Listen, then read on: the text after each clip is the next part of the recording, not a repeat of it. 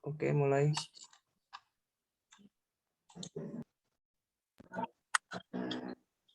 Baik, Assalamualaikum warahmatullahi wabarakatuh.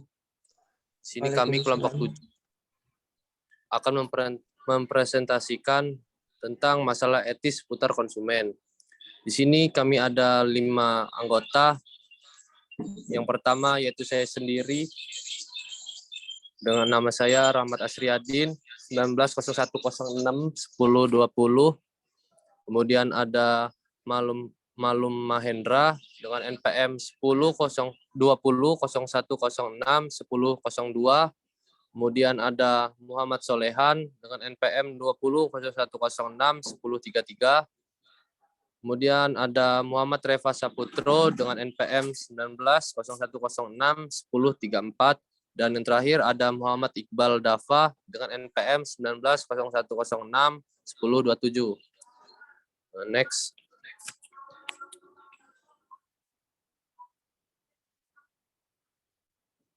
Yang pertama, masalah etis seputar konsumen. Ada banyak berbagai pendapat tentang konsumen ini sendiri. Namun dasarnya secara jelas dan singkat. Konsumen adalah orang yang hanya menggunakan dan produsen sebagai penghasil barang yang digunakan. Untuk lebih detailnya, kami ulas terkait konsumen di bawah ini. Next. Pertama ada perhatian konsumen.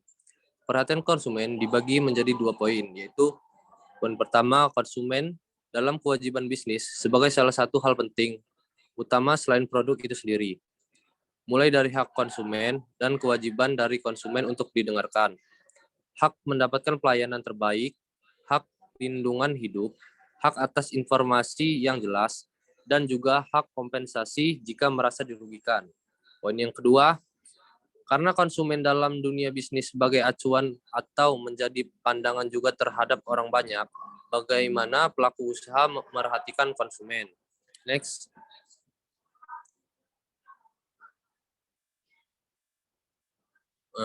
Ada juga hak konsumen, yaitu dibagi menjadi 2 poin lagi. Poin pertama, yang dimaksud hak konsumen adalah konsumen berhak atas produk-produk yang aman. Artinya, produk yang tidak mempunyai kesalahan teknis atau kesalahan lainnya yang bisa merugikan kesehatannya atau bahkan mengancam jiwanya.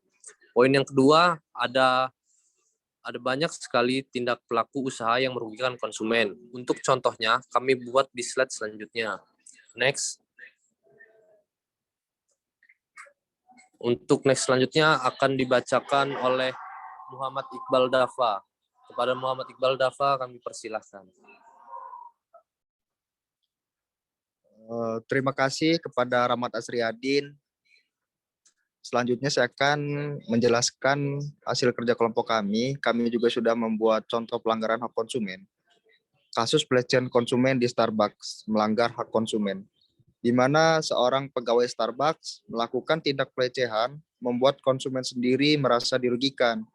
Ini merupakan melanggar hak kenyamanan dan keamanan konsumen yang dijamin dalam Undang-Undang Perlindungan Konsumen, khususnya Pasal 4 Nomor 8 Tahun 1999 tentang perlindungan konsumen menyebutkan sejumlah hak konsumen. Next.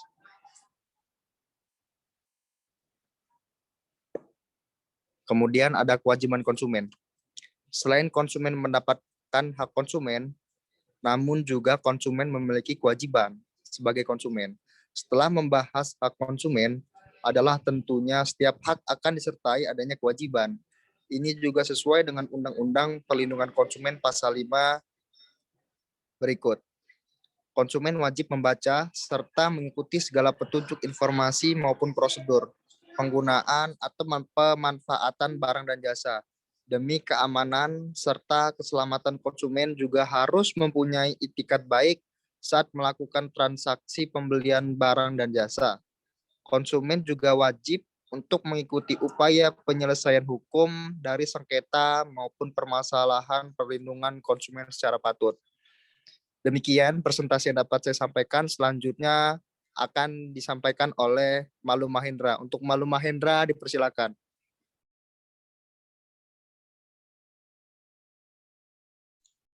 Di sini saya akan baca contoh masalah kewajiban konsumen. Ada 5 sub. Yang pertama, tidak melakukan pembayaran atau membatalkan terhadap pembelian barang tersebut. Lalu yang kedua, tidak melakukan tata bicara yang baik terhadap produsen.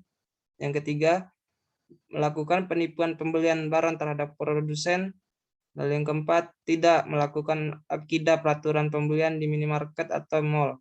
Lalu yang terakhir, memberikan penilaian tidak baik terhadap pembelian kepada produsen, sedangkan memberikan terbaik terhadap konsumen.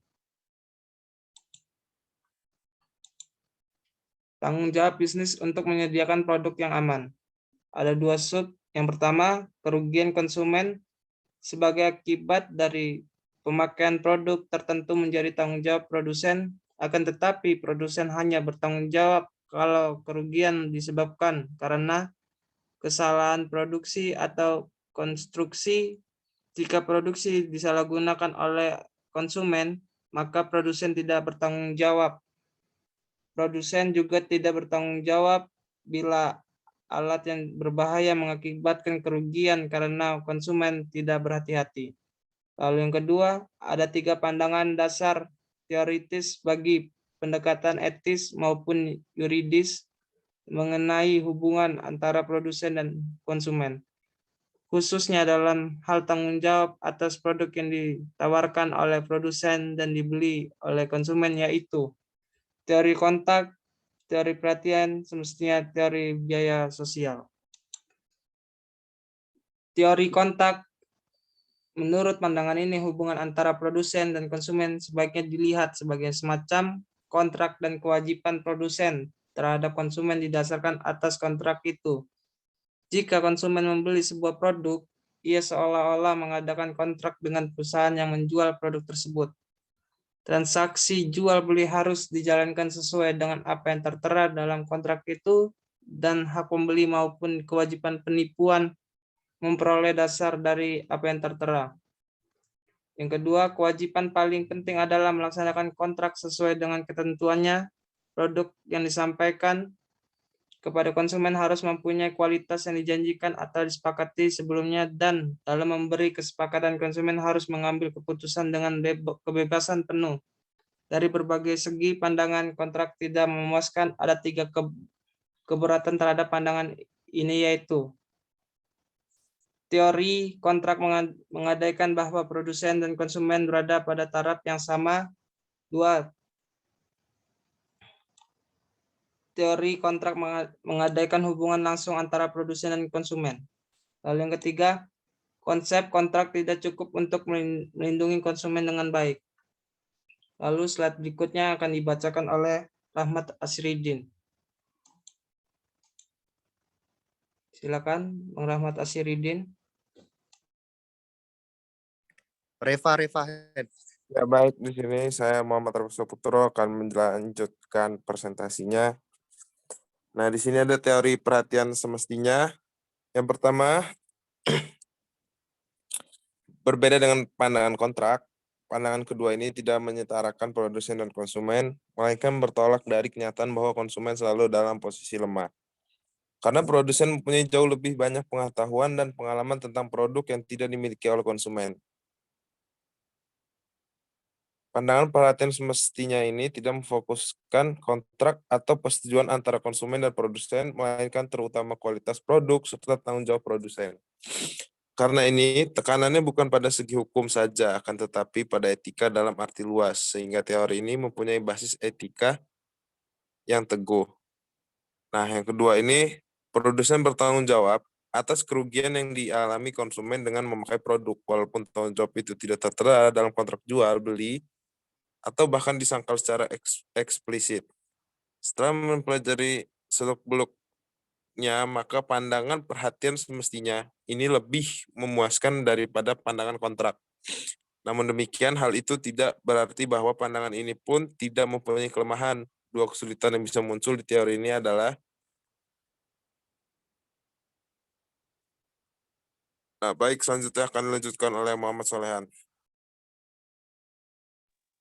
Baik, terima kasih Bang Reva. Selanjutnya saya akan menjelaskan materi asas dalam perlindungan konsumen. Asas adalah suatu hal yang penting dalam membentuk suatu peraturan yang dapat berarti dasar, landasan, norma maupun sebuah cita-cita. Tetapi asas bukan suatu yang mutlak, dengan arti bahwa dalam menerapkan asas harus mempertimbangkan keadaan khusus dan keadaan yang berubah. Terdapat 5 dasar dibentuknya Undang-Undang Perlindungan Konsumen yang tertuang dalam pasal 2 UU PK, yaitu yang pertama ada asas manfaat, kedua asas keadilan, yang ketiga asas keseimbangan, yang keempat asas keamanan dan keselamatan konsumen, dan yang kelima asas kepastian hukum. Poin selanjutnya ada Undang-Undang Perlindungan Konsumen juga mempunyai tujuan agar cita-cita atau sasaran dari lahirnya undang-undang tersebut dapat tercapai dengan baik.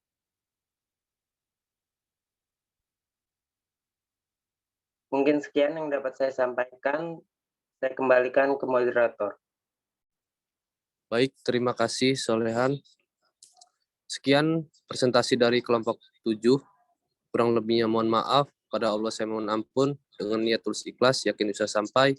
Wabillahi taufiq wal hidayah. Wassalamualaikum warahmatullahi wabarakatuh. Waalaikumsalam. Waalaikumsalam warahmatullahi wabarakatuh.